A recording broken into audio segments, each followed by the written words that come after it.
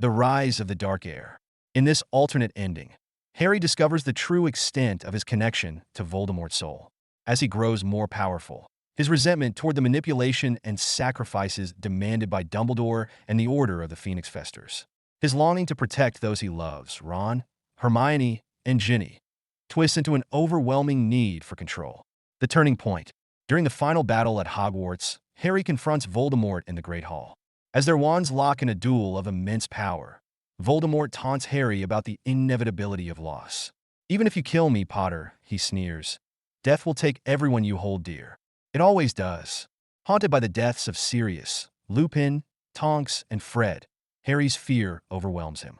At the brink of despair, he hears a voice in his mind, Voldemort's soul fragment, embedded within him. It whispers promises of power, of a way to bend fate itself. Together, the voice urges, "We can master death. We can undo all your pain." Harry's fall. In a moment of rage and desperation, Harry lets the soul fragment take root in his mind. Voldemort, weakened by the battle, falters, and Harry turns the Elder Wand against him. But instead of using it to destroy Voldemort, Harry absorbs his enemy's soul into his own body, merging their powers. The act grants Harry unprecedented strength, but at a terrible cost. His scar flares with dark magic as his humanity begins to erode. Now more Voldemort than Harry, he declares himself the true master of life and death. The dark heir reigns. Over time, Harry consolidates his power.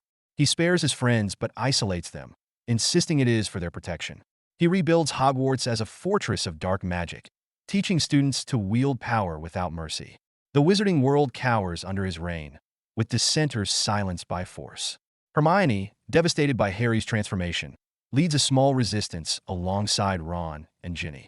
They work in secret to overthrow him, but Harry anticipates their every move. His knowledge of their minds, born of years of friendship, makes him an unstoppable foe. The final confrontation.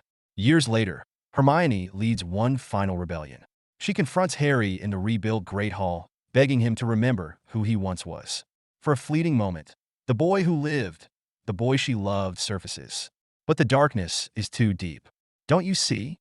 Harry says, his voice cold and hollow. "This was always my destiny. Only I have the strength to create a world without suffering."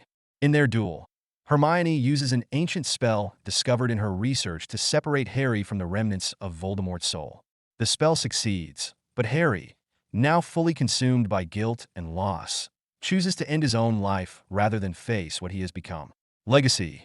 The wizarding world rebuilds in the aftermath of Harry's reign. Hermione becomes a revered leader, but the scars of Harry's tyranny linger.